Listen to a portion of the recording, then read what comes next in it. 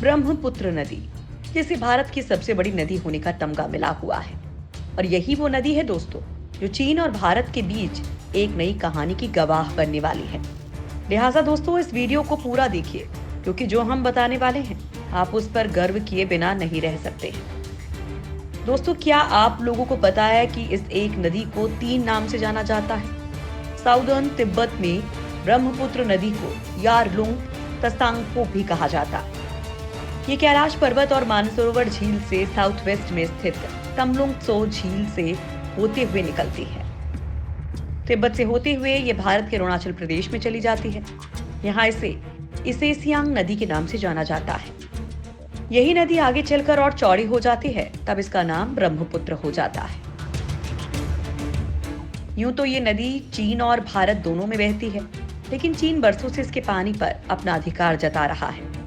वो ब्रह्मपुत्र नदी पर पहले ही कई बांध बना चुका है और नए भी बना रहा है, और अब इसका पानी सुरंग के जरिए शिनजियांग में ले जाना चाहता है। इसके लिए चीन एक लंबी सुरंग बना रहा है। लेकिन अब भारत चीन से 2 कदम आगे बढ़ते हुए ब्रह्मपुत्र नदी के नीचे एक टनल बनाने की तैयारी कर रहा है।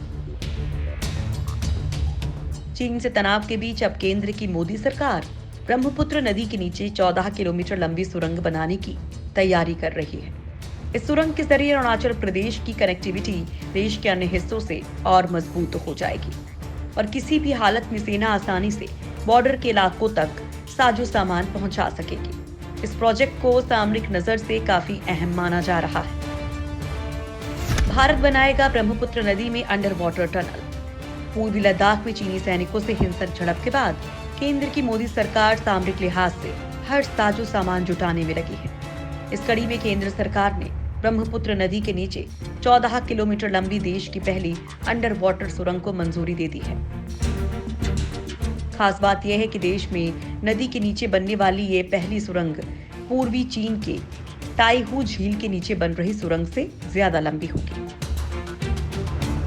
ब्रह्मपुत्र नदी के नीचे NH54 से NH37 को जोड़ने वाली इस 4 लेन टनल से अरुणाचल प्रदेश की कनेक्टिविटी और मजबूत हो जाएगी और चीन के साथ युद्ध जैसे हालातों में आसानी से सेना अपने साजो सामान को पहुंचा सकेगी। अत्याधुनिक तकनीक से बनने वाली ये टनल असम अरुणाचल प्रदेश से साल भर कनेक्टिविटी मुहैया कराने के चलते सामरिक दृष्टि से बहुत महत्वपूर्ण है। आने और जाने के लिए अलग अलग 2 ट्यूब वाली इस टनल में सैन्य वाहन, रसद, हथियार पहुंचाने वाले वाहन 80 किलोमीटर की रफ्तार पर फर्राटा भर सकेंगे।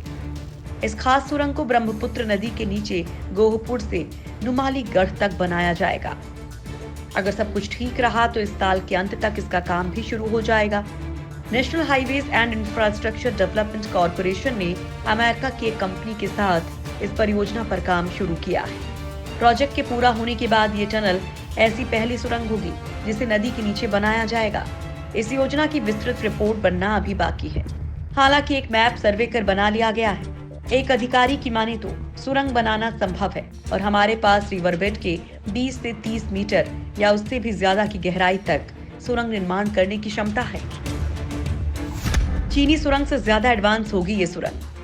पूर्वी चीन के ताइहू झील के नीचे निर्माणाधीन सड़क परिवहन टनल की लंबाई 10.79 किलोमीटर है, जबकि ब्रह्मपुत्र नदी के नीचे बनने वाली टनल में आने और जाने के लिए अलग अलग 2 ट्यूब होंगे।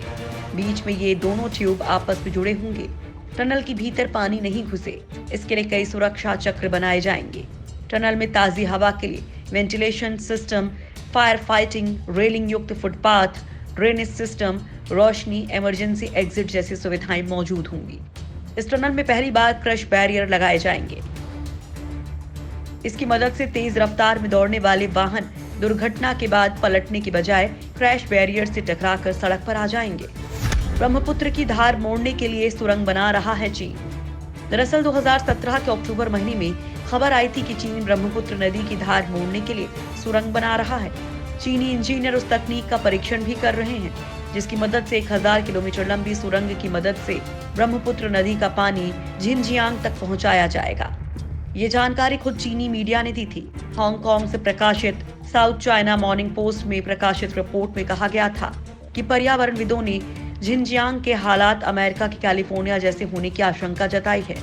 ऐसे में तिब्बत के पठार से गुजरने वाली नदियों और झरनों का पानी झिंजियांग में पहुंचाने के लिए नहर और सुरंग बनाने की योजना है। भारत ने ब्रह्मपुत्र नदी पर चीन की ओर से बांध बनाने की योजनाओं पर चिंता जताते हुए आपत्ति दर्ज कराई थी। भारत का मानना था कि चीन नदी का इस्तेमाल हथियार के रूप में कर सकता है। हालांकि चीन ने भारत और बांग्लादेश को भरोसा दिलाया था कि नदी पर बांध बनाने के बावजूद उनके हिस्से के पानी पर असर नहीं होगा। चीन का तर्क था कि सुरंग के बनने से भारतीय क्षेत्र में आने वाले बाढ़ को नियंत्रित किया जा सकेगा। साथ ही उत्तर में गोबी मरुस्थल और दक्षिण में तकलीमाकन मरुस्थल को इंसानी बसावट के लायक बनाया जा सकेगा। हालांकि भारत को चीन के इस तर्क पर भरोसा नहीं था।